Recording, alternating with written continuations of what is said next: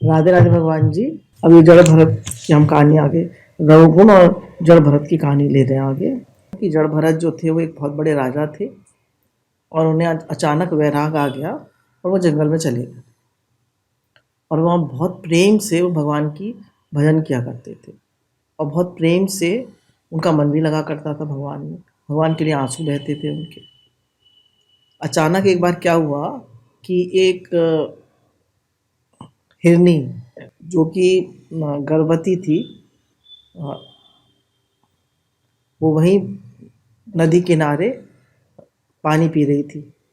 तभी एक शेर की दहाड़ आ गई। शेर जोर से दहाड़ा तो डर के मारे वो कूदी नदी को, तो उसके जो पेट में गर्भ था वो बच्चा बाहर आ गया और हिरनी का शरीर शांत हो गया और वो मृत बाल उनके सामने ही निकला जड़ भरत के। तो उनको लगा कि अरे इसके तो माता पिता कोई नहीं है, उसको कौन पालेगा, उसको पालने वाला तो नहीं है। तो वो उस मृग को ले जाते हैं और उसका पालन पोषण करने लगते हैं।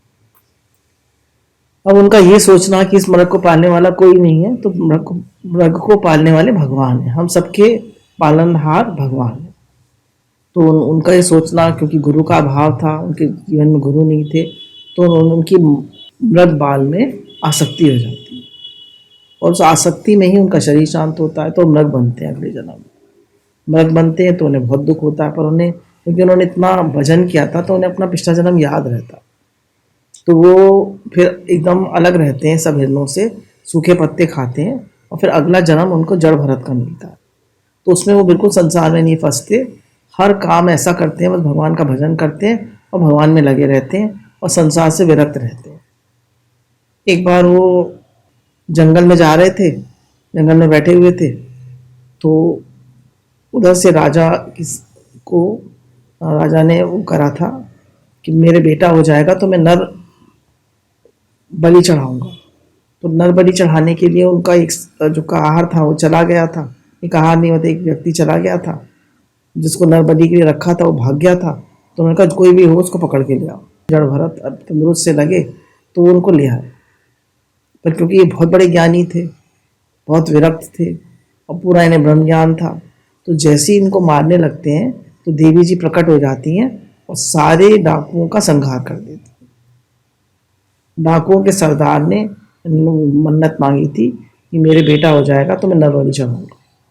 देवी जी सबको मार देती हैं और राजा जड़ भरत जो हैं वो बाहर आ जाते हैं। अब जड़ भरत जो हैं वो जंगल में बैठे हुए हैं, भगवान का ध्यान कर रहे हैं, भगवान से उनका बहुत प्रेम है। उधर से राजा रघुगुण जो है वो अपनी सवारी में जा रहे हैं कपिल मुनि से के आश्रम में ज्ञान लेने के लिए, ब्रह्म ज्ञान लेने के लिए। तो ब्रह्म ज्ञान लेने के लिए जा रहे होते हैं तो इनका जो एक कहार है वो भाग जाता है। तो ये कहते हैं कि किसी को पकड़ लाओ, तो उधर जड़ भरत बैठे होते हैं, उनको पकड़ लाते हैं। वैष्णव जन भगवत इच्छा से ही जीते हैं, ज्ञानी प्रारब्ध कर्म भुगतने के इच्छा से जीते हैं। कह रहे हैं जो वैष्णव जन है, भक्त लोग जो हैं वो तो भगवान की इच्छा से जीते हैं और ज्ञानी जो हैं वो प्रारब्ध कर्म भोगने के लिए जीते हैं। और वैष्णव जन जो हैं वो हर प्रारब्ध में भगवान, वैष्णव जन मतलब भक्त, वो हर जो भी प्रारब्ध आती है उसमें भगवत इच्छा देखते हैं। वो कहते हैं जो मेरे प्रभु की इच्छा वो मेरे लिए अच्छा, मेरे प्रभु का हर विधान मंगलमय है। वो हर बात में एक संतोष रखते हैं, एक संतुष्टि रखते हैं कि जो भी कुछ हो रहा है सुख या दुख, ये मेरे प्रभु का विधान, उसमें दुखी सुखी नहीं होते, परेशान नहीं होते। साधक के लिए स्पष्ट आज्ञा है कि चार हाथ से आगे दृष्टि न चली जाए, दृष्टि के चंचल होने से मन भी चंचल हो जाता है। कह रहे चार हाथ हमारी दृष्टि आगे ना चली जाए, मतलब हम ज्यादा आगे का ना सोचें। ज्यादा आगे का सोचते हैं, ज्यादा पीछे का सोचते हैं, पास्ट फ्यूचर का सोचते हैं, तो हमारा मन चंचल हो जाता है। अब राजा जड़ भरत जो है वो पालकी उठा रहे हैं। अब जो कभी पालकी में खुद बैठा करते थे वो आज पालकी उठा रहे हैं। प्रारब्ध उनको पता है मेरा अंतिम जन्म है और प्रारब्ध है मेरी, क्या कर सकता हूँ। अब वो जब पालकी उठा के चल रहे हैं तो ऐसे पैर रख रहे हैं कि कोई चींटी भी ना मर जाए कोई जानवर भी ना मर जाए। तो जब वो ऐसे ऐसे पैर रख रहे हैं जगह जगह की कोई चींटी दिख जाती है, तो पालकी जो है वो उछल रही है। पालकी उछल रही है तो राजा रघुकुंड जो पालकी में बैठे हैं उनका सर पालकी में जो डंडा है उस पर लग जाता है, तो गुस्सा करते हैं।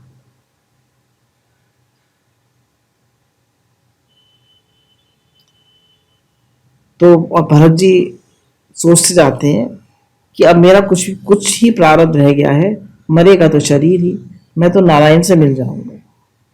कहने अब जो प्रारब्ध बचा है जैसा भी उसको भोग भाग के खत्म करूं, मुझे तो नारायण से मिलना है, मुझे सावधान रहना है।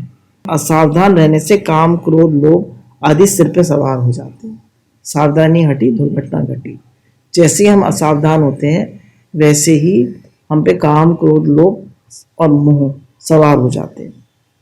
निर्भयता तभी आती है जब जीव हमेशा परमात्मा के सानिध्य का सतत अनुभव करता है। द्रौपदी कितनी निर्भय थी, मीरा कितनी निर्भय थी, क्यों? क्योंकि ये लोग सतत परमात्मा का अनुभव करते थे। तो हमें कब निर्भयता आती है? जब हम सतत परमात्मा का अनुभव करते हैं। भरत जी रास्ते में भी प्रभु को मनाते चलते हैं। मन को शुद्ध करने के लिए भरत जी की आतुरता बढ़ाकर भगवान अदृश्य हो गए। मतलब भरत जी बराबर रोते रहते हैं कि भगवान के दर्शन कब होंगे। भगवान के दर्शन होने की उन्हें बहुत व्याकुलता है। मुझे जगत में भटकना नहीं है नाथ, मुझे अपनी शरण में लोगे। कब लोगे? प्रार्थना कर रहे हैं कि भगवान मुझे जगत में भटकना नहीं है, मुझे अपनी शरण में ले। मुझे कब अपनी शरण में लोगे? मेरी प्रारब्ध कब समाप्त होगा? अब भी मुझे परमात्मा के दर्शन क्यों नहीं होते? इन विचारों से वे रोते हैं। कभी मुझे परमात्मा के दर्शन क्यों नहीं होते? वो इन विचारों से रोते हैं। जैसे आपको बताया कि रास्ते में अगर उन्हें चींटी दिख जाती है तो वे कूद पड़ते हैं और इस ढंग से चलते हैं, टेढ़े मेढ़े चलते हैं कि उन जो राजा हैं, राजा रघुकुंड जो हैं, जिनको लेकर चल रहे हैं अपने कंधों पे, वो उनका सर पालकी पे लग जाता है और वो नाराज होते हैं। अब ये राजा रघुकुंड जो है कौन है? ये वो ही हिरण है जिस मृगबाल जिसकी वजह से इन्हें दूसरा हिरण का जन्म मिला था और ये उससे बहुत प्यार करते थे। वही वो राजा के ध्यान में मरा, राजा भरत के ध्यान में मरा। मृगबाल था तो राजा रघुकुंड बना और ये मृगबाल के याद में मरे तो ये हिरण बने। देख अंत काल जो जैसा सुमरे वो उसको वैसे ही जन्म मिले। तो उससे राजा का ध्यान करा मृगबाल ने तो राजा बना और इन्होंने भरत जी ने, राजा भरत ने मृगबाल का ध्यान किया तो ये मृग बने। देखिए कितना अंतर है। अब राजा जड़ भरत जो है पूरा उन्हें ज्ञान है, पूरा ब्रह्म ज्ञानी है, तो वो उससे कह रहे हैं, अगर ये राजा रघुगुण उससे कह रहे हैं तू तो बिल्कुल दुबला पतला है, तेरे अंग भी कितने दुबले पतले हैं, अतः तू ठीक तरह से कैसे चल सकता है? फिर व्यंग कसना। रघुवर ने सोचा अब मैं भरत जी पर दृष्टि रखूंगा। भरत जी सोचते हैं कि रास्ते में कोई जीव कुचल जाएगा तो पाप होगा। भरत जी चींटी में भी कन्हैया को देखते हैं। अब भरत जी क्यों नहीं चींटी को दबने देते? वो चींटी में भी कन्हैया को देखते हैं। कृष्ण किसी घेरे में नहीं रहते। कहना ये नहीं कि ये कृष्ण है ये कृष्ण नहीं है, कृष्ण तो सर्वत्र है। मेरे प्रभु तो कण कण में व्याप्त है, मेरे प्रभु तो सर्वत्र व्याप्त है। सभी में कृष्ण का दर्शन करें वही वैष्णव है। जो सभी में कृष्ण का दर्शन करे वही वैष्णव है। जड़ भरत ने राजा के कहने पर ध्यान न दिया और चींटी को देख के भरत जी ने छलांग लगाई तो राजा का सर पालकी के ऊपर दंड से टकरा गया। राजा ये सहन न कर सका, वे क्रोधित होकर जड़ भरत का अपमान करने लगा। अरे तू जीते जी मरा हुआ है, तुझे भान ही नहीं है, अच्छी तरह से चल। अब दोबारा इनका राजा का सर दंड से टकराया था तो राजा रघुगण को गुस्सा आ गया और उन्होंने उनसे कहा मैं रघुगण राजा हूं, तुझे दंड दूंगा। भरत जी सोच रहे हैं कि राजा से एक भी पैसा नहीं लिया और ना ही उसका कुछ खाया है, फिर भी वह मारने को तैयार है। ऐसी दुनिया है, ना तो राजा से कुछ लिया ना कुछ खाया इसका, फिर भी मारने को तैयार। उन्हें मारने का राजा को क्या अधिकार है? राजा बेमानी था, वह मदांध हो गया था, कुछ भी बोलने की भरत जी की इच्छा न थी। भरत जी कुछ भी बोलने की इच्छा नहीं थी। ठीक है, जैसे हो रहा है वैसे होने दो। मेरा तो अंतिम जन्म है, मुझे क्या करना है। भरत जी बिल्कुल रिएक्ट नहीं कर रहे, बिल्कुल शांत है। उन्हें अपमान लग ही नहीं रहा। मान अपमान हमें कब लगता है? जब हमें अहंकार होता है। उन्होंने सोचा कि शरीर पुष्ट है, दुबलापन भी शरीर का धर्म है।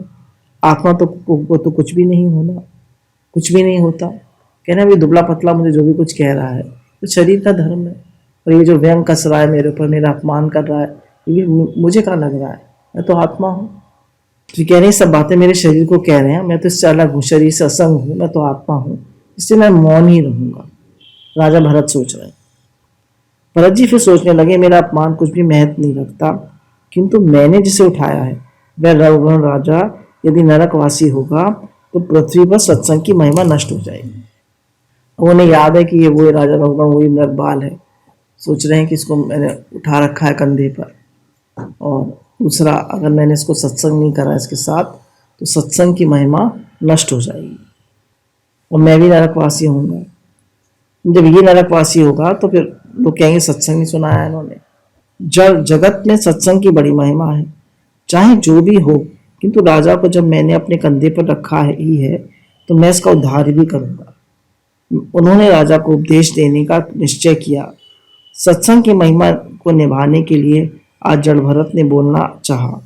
आज तक वे मौन ही रहे थे। राजा के लिए उन्हें दया आई। आज तक वो मौन ही रहते थे, जड़ भरत बोलते नहीं थे, बहुत कम। आज उन्हें दया आ गई और उन्होंने कहा राजा अपना कल्याण चाहता है, कपिल मुनि के आश्रम में जा रहा है ब्रह्म ज्ञान लेने के लिए, पर ऐसे कितना अहंकार है। और ज्ञान अहंकार से नहीं मिलता है, ज्ञान मिलता है दीन होकर, जब हमारे अंदर नम्रता होती है। उपदेश लेने के लिए दीन होकर जाना चाहिए। जबकि ये राजा तो अपना अहम भाव साथ लेके जा रहा है। वह अभिमान लेकर जाएगा तो ऋषि उसे विद्या नहीं देंगे। आज से उसे अधिकारी बनाऊंगा। रघुगण राजा भाग्यशाली है। भागवत के संत मितभाषी होते हैं। सुदामा भी बहुत कम बोलते थे। अब भरत जी सोच रहे हैं कि मैं तो अपना अपमान सह लूंगा, पर भगवान अपना अपमान नहीं सहेंगे, वे राजा रघुगण को जरूर दंड देंगे। ये सोचकर भरत जी की बोलने की इच्छा हुई। भरत जी कहने लगे, राजन ये सत्य है कि मैं पुष्ट नहीं हूँ, पर तुम्हारे कथन से ना तो मेरी निंदा हुई और ना ही उपहास। मोटापन या दुबलापन तो शरीर का धर्म है, इससे आत्मा का कोई संबंध नहीं। उनका मोटापन मत दुबलापन शरीर का धर्म है, इससे आत्मा का कोई संबंध नहीं है। तुमने कहा मैं जीते जी मरा हुआ हूँ, तुमने कहा सभी लोग मरे हुए। कौन नहीं मरा हुआ? सभी मरे हुए हैं। तुम कह रहे हो आप जीते जी मरे हो, आप भी तो मरे हुए हो। उनका कबीरदास जी का भजन है, ये सब जग मुर्दों की बस्ती।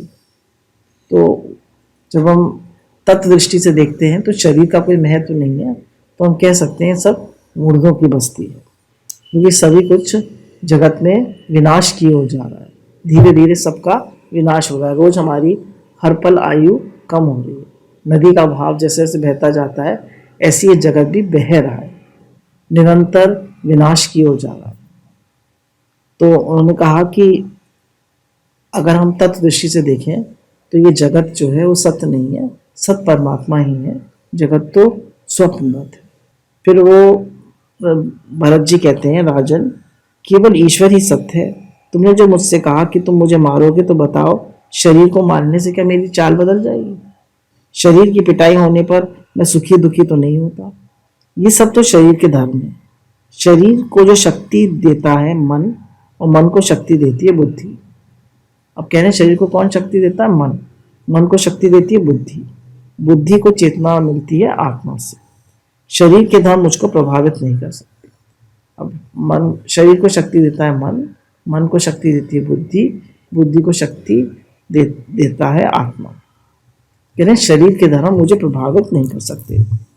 मैं इसलिए थोड़ा टेढ़ा टेढ़ा चल रहा हूँ ताकि शरीर के धर्म मेरे पैर से चींटी ना मर जाए, अतः मेरी चाल तो ऐसे ही रहेगी। राजा रघुगण जो थे, उनकी सब विद्वतापूर्ण बातें सुनकर एकदम उनको लगा ये तो कोई ब्रह्मज्ञानी है, और वो सोचने लगे ना ना ना, ये पागल नहीं है, ये तो कोई परमहंस है, ये महाज्ञानी महात्मा है, लगता है ये कोई अद्भुत संत है, वेदांत की कठिन सिद्धांत बता रहे हैं, इनकी ब्रह्मनिष्ठा अलौकिक है, मैंने इनका अपमान करके बड़ी क्षति कर दी। यह सोचकर चलती हुई पालकी से राजा कूद पड़ा। जो मानने के लिए तैयार हो गया था वही अब जड़ भरत के चरणों में उन्होंने दंडवत प्रणाम किया। भरत जी तो निर्विकार हैं। रघुगण द्वारा अपमान होने पर और सम्मान होने पर अर्थात दोनों ही अवस्थाओं में वे सम हैं। अपमान हो रहा था तो भी सम थे और मान हो रहा है तो भी सम है। न क्रोध, न दुख, न सुख। देखिए कितनी, ऐसे ही हमारा जीवन भी होना चाहिए। न क्रोध, न दुख, न सुख। हर बात में वो निर्लेप न्यारे हैं। संत की परीक्षा उसकी मनोवृत्ति से होती है, उसके वस्त्रों से नहीं। वो कितना सम और शांत रहता है, किसी बात में अफेक्टेड तो नहीं होता, कितना सम और शांत होता है। धीरे धीरे हम अपनी समता बनाते जाएं। एक दिन में तो नहीं आती समता, पर धीरे धीरे आती जाती। कोशिश करें हमारे मन में राग द्वेष ना आए, इच्छा अहंकार ना आए। हम धीरे धीरे राग द्वेष रहित, सम और शांत, अंदर से प्रसन्न होते जाएं। हमारा चाहे मान हो चाहे सम्मान हो, हमारी समता बनी रहे। अब बोला मान अपमान में संत की वृत्ति सम रहती है, और शरीर से संत होना, कपड़े बदल लेना बहुत आसान है, पर हृदय से संत होना बड़ा मुश्किल है। रघुगण ने क्षमा याचना की जड़ भरत से और उनसे क्षमा मांगी और कहा कि मुझसे बहुत गलती हो गई, मैं आपसे क्षमा चाहता हूँ। अब आगे राजा ने पूछा, आपने कहा कि शरीर को जो दुख होता है वह आत्मा को नहीं होता। अब कह रहे हैं वो कि शरीर को, मतलब राजा कह रहे हैं कि आपने कहा जो शरीर को दुख होता है वो आत्मा को नहीं होता, पर मैं मानता हूँ कि जो शरीर को कष्ट होता है तो आत्मा को भी होता है। इस शरीर का संबंध इंद्रियों के साथ है, क्योंकि शरीर का संबंध इंद्रियों के साथ है। अब इंद्रियों का संबंध मन के साथ है, मन का संबंध बुद्धि के साथ है, और बुद्धि का संबंध आत्मा के साथ है। अतः जो दुख होता है वह आत्मा को भी होगा। अब इंद्रियों का मन, मन का बुद्धि, बुद्धि का आत्मा, कह रहे हैं जो इंद्रियों को होगा वो आत्मा को भी इसका संबंध होगा। जैसे उन्होंने एग्जाम्पल दिया, जैसे हम एक भगोने में दूध रखें और उसमें एक चावल डाल दें, तो जब वो पकने लगेंगे, अग्नि का स्पर्श होगा तो चावल पकने लगेंगे, तो उसकी खीर बन जाएगी।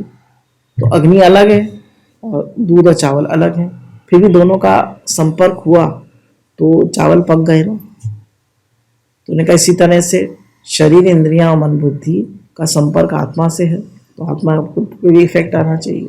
तो राजा जड़ भरत ने कहा कि अगर हम पत्थर डाल दें दूध में तो उन पे कोई असर नहीं आएगा, वो निर्लेप न्यारे रहेंगे। उन्होंने कहा ये आपका कथन मिथ्या है, ये जो आत्मा है वो निर्लेप न्यारा है, वो सदा असंग है। जीवात्मा को, जो जीव है, मन बुद्धि चित्त अहंकार, उन पे असर आता है, पर आत्मा निर्लेप न्यारा है। जब हमने जाना कि मैं आत्मा हूँ, ये शरीर नहीं हूँ, तो धीरे धीरे हम सब चीज़ों से असंग होते जाएं, निर्लेप न्यारे होते जाएं। उन्होंने कहा संसार तो मन की केवल कल्पना है। संसार क्या है? केवल मन की कल्पना है। मन की विकृति से जीवन भी विकृत हो जाता है। क्या मन ही संसार है? तो सारा इफेक्ट हमारे मन पे आता है। तो मन में कोई बात आती है तो वो बुद्धि पे जाती है, बुद्धि से जीवात्मा पे। तो उन्होंने कहा मन खराब होता है तो मन ही संसार। तो अगर मन को हम सम और शांत रखें तो हम धीरे धीरे संसार से अलग होते जाएंगे, निर्लेप न्यारे होते जाएंगे। भगवान ने कहा मन ही, मनुष्य अपना ही मित्र है, अपना ही दुश्मन है।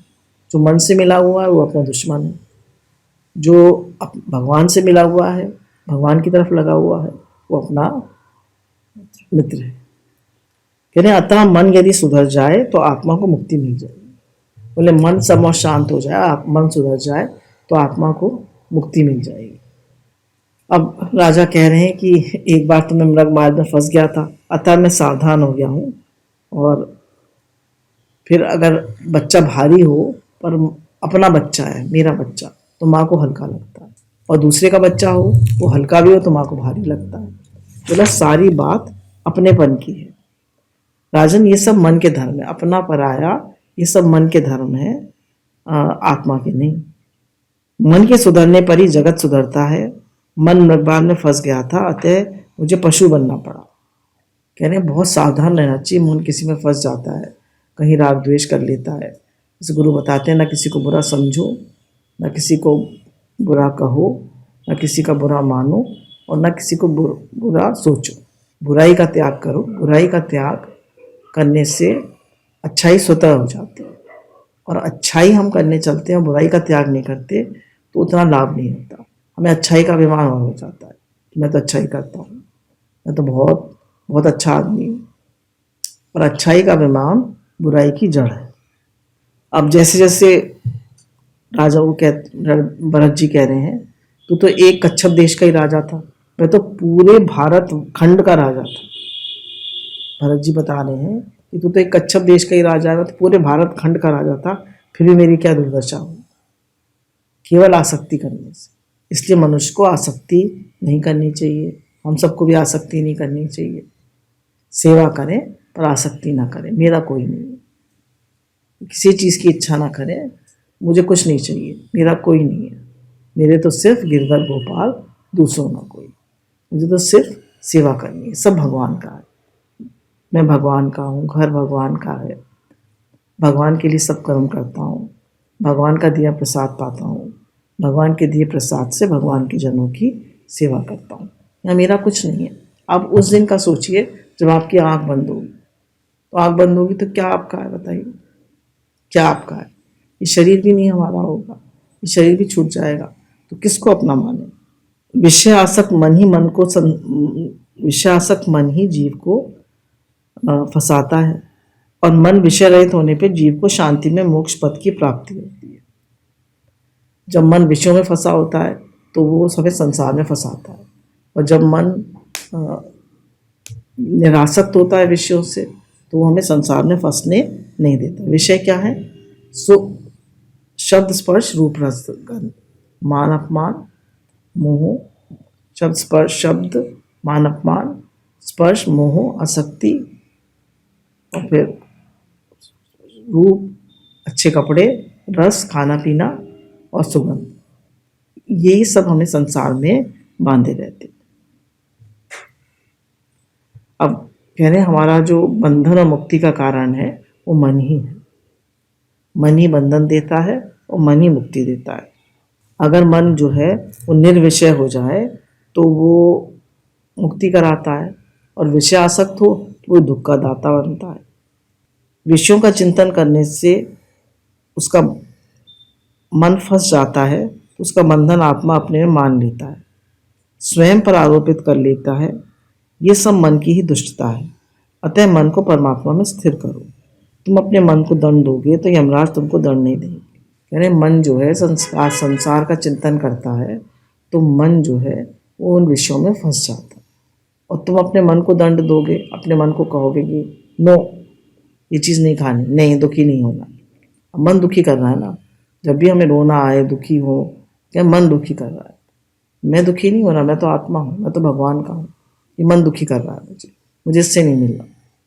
तो जब हम मन से अलग होते हैं तो हम बोले हम अपने मन को खुद दंड देते हैं, तो यमराज हमें दंड नहीं देते। कहने जिस दिन झूठ बोले ये जीव उस दिन उपवास करो, जिस दिन पाप हो जावे उस दिन माला अधिक फेरो। भरत जी कह रहे हैं कि तुम राजा रघुवंश से कि तुम मुझसे पूछ रहे हो कि तुम कौन हो, तुम अपने आप से पूछो ना कि तुम कौन हो। तुम शुद्ध आत्मा हो। जागृत, स्वप्न और सुषुप्ति इन तीनों अवस्थाओं का साक्षी आत्मा है।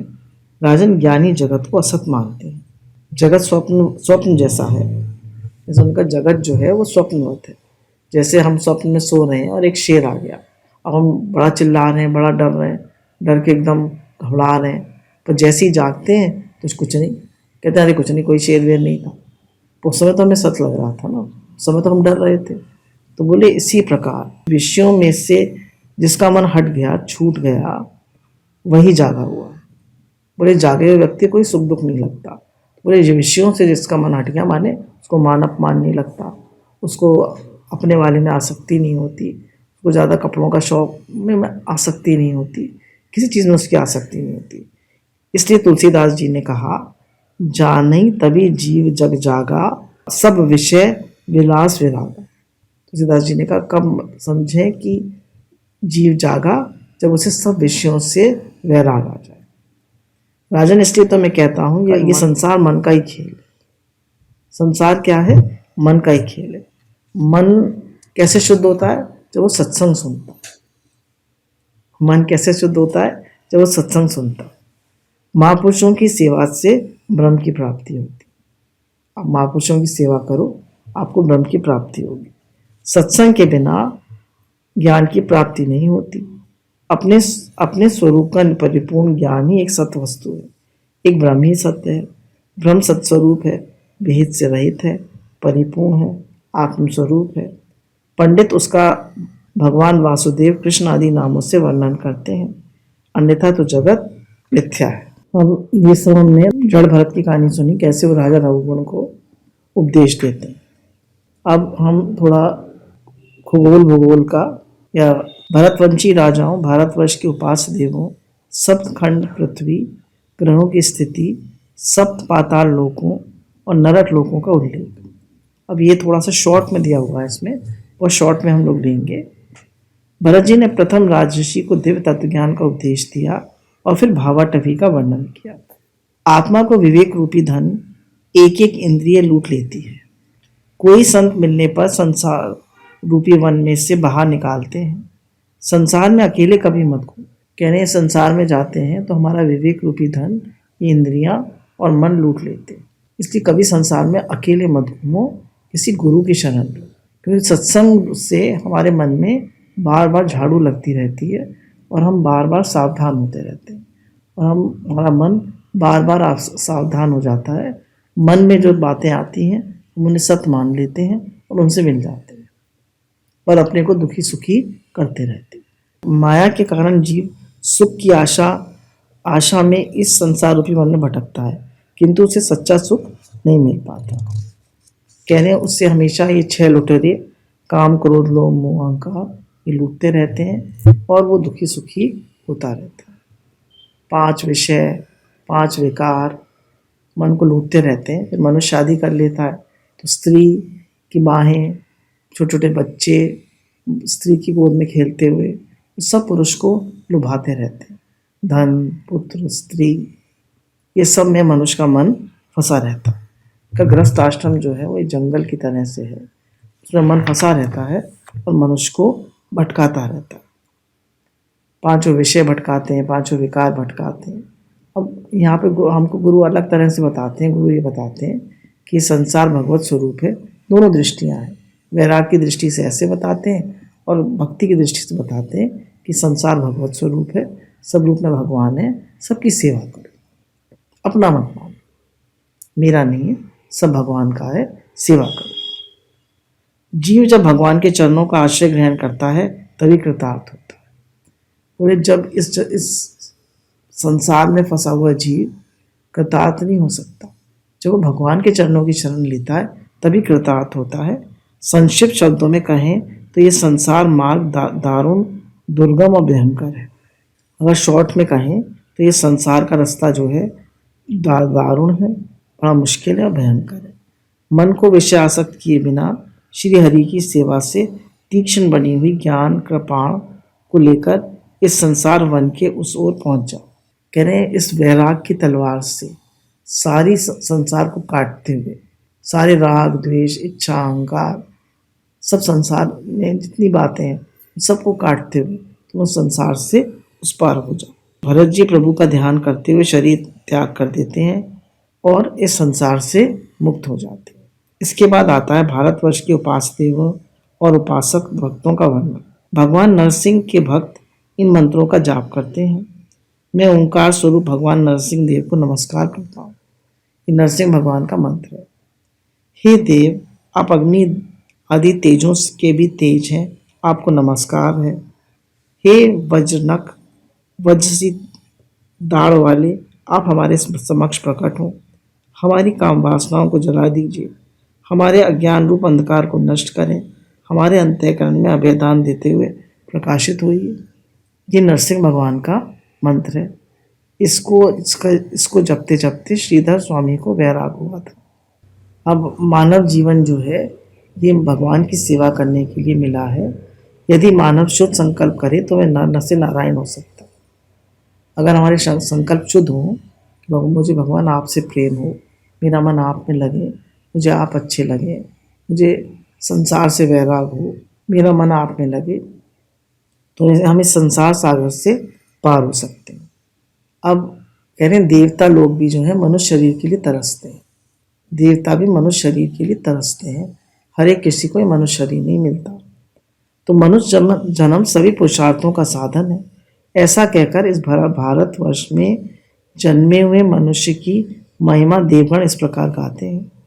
अहो, इस भारतवर्ष के मनुष्य ने कौन से पुण्य किए होंगे, अथवा क्या श्री हरि उन पर स्वयं प्रसन्न हुए होंगे कि इन्होंने भगवान की सेवा के योग मनुष्य जन्म इस भारतवर्ष में पाया है।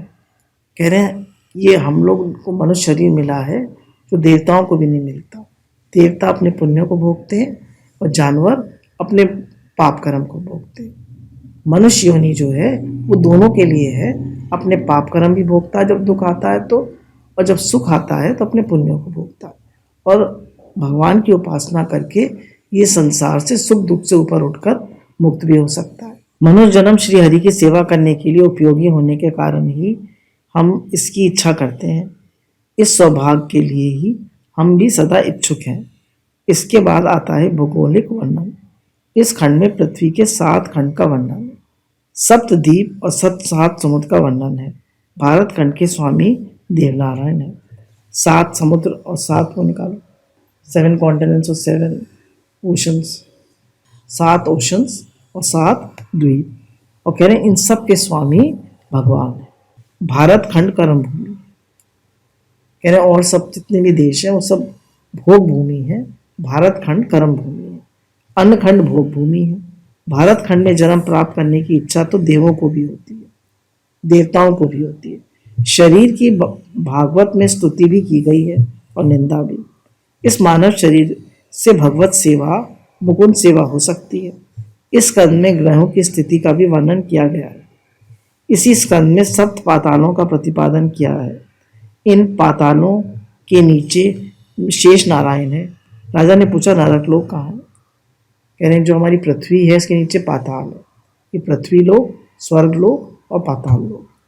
तो पाताल लोक के नीचे कौन है? शेष नारायण है, भगवान शेष रहते हैं। और कह रहे हैं इसमें नरकों का भी वर्णन है। नरक क्या है? सुखदेव जी कहते हैं राजन, ये नरक लोक दक्षिण दिशा में है। नरक अनेक प्रकार के हैं, बहुत सारे शॉर्ट में दिया है उन्होंने। चोर तामिस नामक नरक में जाते हैं। चोर किस में जाते हैं? तामिस नामक नरक में। व्यभिचारी अंध तामिस नरक में जाते हैं, व्यभिचार करते हैं, गलत काम करते हैं, वो अंध तामिस नरक में जाते हैं। जितने पाप हैं उतने ही नरक हैं। कहने जितने पाप हैं उतने ही नरक हैं। कौन से पाप के कारण कौन से नरक में जाना पड़ता है उसका क्रमबद्ध वर्णन इस स्कंद में किया गया है। इस प्रकार हजारों नरक और यमलोक हैं, ऐसा बताकर स्कंद समाप्त होता है। हमारा 6ठा स्कंद स्टार्ट होता है। हम लोग 6ठे स्कंद में प्रवेश करते हैं। बोलिए सद्गुरुदेव भगवान की जय, हमारे श्याम सुंदर भगवान की जय। जय जय श्री राधे श्याम। अब राजा परीक्षित पूछते हैं सुखदेव मुनि से कि मैंने नरकों का वर्णन सुना और मुझे डर लग रहा है, अब मैं क्या करूं? तो उन्होंने कहा कोई ऐसा तरीका है कि हम नरकों से छूट सकते हैं? पर राजा परीक्षित सुखदेव मुनि से पूछ रहे। तो सुखदेव मुनि कहते हैं कि नरकों से छूटने का एक ही उपाय है कि आप उसका प्रायश्चित कर लीजिए। बोले आप पाप करिए प्रायश्चित करिए, पाप करिए प्रायश्चित करिए। बोले पाप तो बार बार हो जाते हैं। मनुष्य कहता है मैं पाप नहीं करूँगा, बुरी तरह नहीं बोलूँगा, मैं गलत भाव नहीं करूँगा, फिर बोल जाता है मैं ये काम नहीं करूँगा, मैं दुखी नहीं होऊंगा, मैं सुखी नहीं होऊंगा, मैं ये नहीं करूँगा, क्रोध नहीं करूँगा, फिर कर पाता है। बोले क्या क्या तरीका है इससे छूटने का? तो उन्होंने कहा कि जो इससे छूटने का एक ही उपाय है, ईश्वर का भजन करो। भजन ही इसका एकमात्र उपाय है। अगर हमने प्रायश्चित किया पाप का और फिर पाप कर लिए तो कह रहे हैं उसका कोई फायदा नहीं। तो भजन करने से पाप वासना भी नष्ट हो जाती है और दुख सहकर ईश्वर का भजन करने से पाप जल जाते हैं। कुछ ऐसा मार्ग बताइए कि पाप करने की वासना ही ना रहे। अब राजा परीक्षित पूछ रहे हैं सुखदेव मुनि से, कुछ ऐसा मार्ग बताइए कि पाप वासना ही नष्ट हो जाए। प्रायश्चित से पाप तो जल जाता है, किंतु पाप वासना नष्ट नहीं होती। तो उसके लिए क्या किया जाए? सुखदेव जी सावधान करते हैं, राजन, मन का लेश मात्र भी विश्वास मत करो। मन बड़ा विश्वासघाती है, उसे अंकुश में रखो। मन को कहीं एक आध बार छुट्टी मिलेगी तो वह फिर से पाप करने को तैयार हो जाएगा। पाप वासना अज्ञान से जागती है और अज्ञान का मूल अहंकार है। कह रहे मन को कभी छुट्टी मत दो, मन पे टाइट कंट्रोल रखो। ऐप बड़ा शैतान है, इधर भाग जाता है उधर भाग जाता है, कभी दुखी करता है कभी सुखी करता है, कभी भोगों में भाग जाता है। मन को नो करो, मन को नो करना सीखो। He is a brave man who can say no. मतलब मन जो है वो क्यों भागता है विषयों में? अज्ञान के कारण। सोचता है मुझे सुख मिलेगा। अज्ञान का कारण अहंकार है। जो व्यक्ति श्री कृष्ण भगवान का प्राणार्पण करता है उसकी पाप करने की इच्छा ही नहीं होती। पाप क्या है? अपने आप को भूल जाना कि मैं कौन हूँ, भगवान को भूल जाना। भगवान को भूल के ही हम पाप करते हैं। कह रहे हैं जो भगवान अपने प्राण श्री कृष्ण को अर्पण करता है, हर समय भजन करता है, तो उसकी पाप वासना नष्ट हो जाती है। तप तथा इंद्रियों की एकाग्रता, ब्रह्मचर्य, शम, बाह्य इंद्रियों का नियमन, मन की स्थिरता, दान, सत्य, शौच, यम, नियम आदि से पाप की वासना नष्ट होती है। किंतु हे परीक्षित, भगवान तो आत्मसमर्पण करने से, भगवत भक्तों की सेवा करने से, पापी जनों की ऐसी शुद्ध तपश्चर्या आदि के द्वारा नहीं हो पाती। कह रहे हैं कि इतना सब कुछ करने से, दान, सत्य, शौच, यम, नियम से भी मन उतना शुद्ध नहीं होता जितना कि भजन से शुद्ध हो जाता है। पापी मनुष्य भक्ति से जैसा पवित्र हो सकता है वैसा शम, दम, तप आदि से नहीं हो सकता। बहुत बड़ी बात है। जैसा मन भक्ति से, भजन से शुद्ध हो सकता है, अगर कोई पूरा दिल लगा के भजन करे, भगवान को, उनके स्वरूप का भी ध्यान करे और भजन भी करे, तो जैसा उससे शुद्ध हो सकता है वैसा दान, यम, नियम, सत्य, शौच से पवित्र नहीं हो सकता। बोलिए नाम महाराज की जय। राजन, तुम अपने प्राण भगवान को अर्पण करो, पाप की वासना चली जाएगी। यानी अपने प्राण भगवान को अर्पण करो। भगवान नारायण को प्राण अर्पित करता है तो प्रति श्वास नारायण मंत्र का जप करता है। जो अपने श्वास भगवान को अर्पण करता है तो हर पल भगवान के मंत्र का, यानी हरे कृष्ण कृष्ण कृष्ण हरे हरे, हरे राम राम राम हरे हरे का जप करता है। उसे पाप करने की इच्छा ही नहीं होती। प्राण अर्पण का मंत्र है कि हर श्वास श्वास में श्वास श्वास सुनरो गोविंदा, मन अंतर दी उतरे चिंत। तो श्वास श्वास में हम भगवान के नाम का जप करें तो हमारी पाप करने की वासना ही समाप्त होती जाएगी। कह रहे कोई भी काम करने से पहले भगवान का स्मरण करो और फिर कार्य करो। श्री नारायण नारायण, मैं तो नारायण नारायण कर लेती हूँ, नारायण नारायण नारायण नारायण नारायण। कोई भी काम करने से पहले नारायण नारायण कर लीजिए, हरे कृष्ण कर लीजिए, पूरा मंत्र बोल लीजिए। कैसे भी भगवान को याद करिए। घर से निकलिए तो भगवान को याद करिए, लौट के आइए तो भगवान को याद करिए, रास्ते में कहते जाइए हे भगवान, हे नाथ आपको भूलूं नहीं, हे मेरे नाथ मैं आपको भूलूं नहीं। जब तक परमात्मा का ज्ञान नहीं होता तब तक वासना नष्ट नहीं हो सकती। अज्ञान में वासना का जन्म है। बार बार बता रहे हैं, वासना का जन्म अज्ञान के कारण है। हमको लगता है इन चीज़ों में सुख है, क्योंकि सुख हमारी आत्मा में ही है, सुख भजन में ही है, सुख भगवान में ही है। सुख की कल्पना से ही हमारा मन बार बार विषयों में जाता है, क्योंकि विषयों में सुख नहीं है। सुख भी है तो क्षणिक, और फिर गैस एसिडिटी हो गई फिर दुखी, कपड़ा खरीद के लाए थोड़ी देर सुख फिर दुखी। तो परमानेंट सुख भगवान में ही है। ईश्वर और जगत के स्वरूप का ज्ञान होने पर ही वासना विनष्ट होती है। ईश्वर आनंद रूप है और संसार दुख रूप है। ईश्वर आनंद स्वरूप है और संसार दुख रूप है। ऐसा अनुभव होने के बाद वासना नष्ट होती है। वासना का मूल अज्ञान है।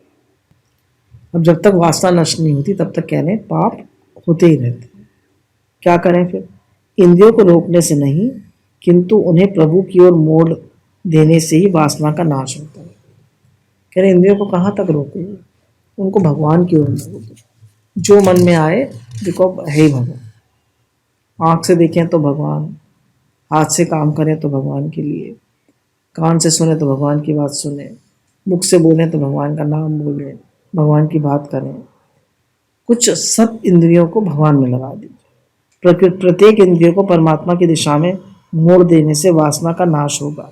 मन को पवित्र करना है तो आंखों को भगवत रूप में स्थिर करो। कह रहे मन को पवित्र करना है, आंखों को पवित्र करो, उन्हें भगवान में लगाओ। बोलिए सदगुरुदेव भगवान की जय, हमारे श्याम सुंदर महाराज की जय, सच्चिदानंद भगवान की जय, हमारे श्याम सुंदर भगवान की जय। जय जय श्री राधे श्याम।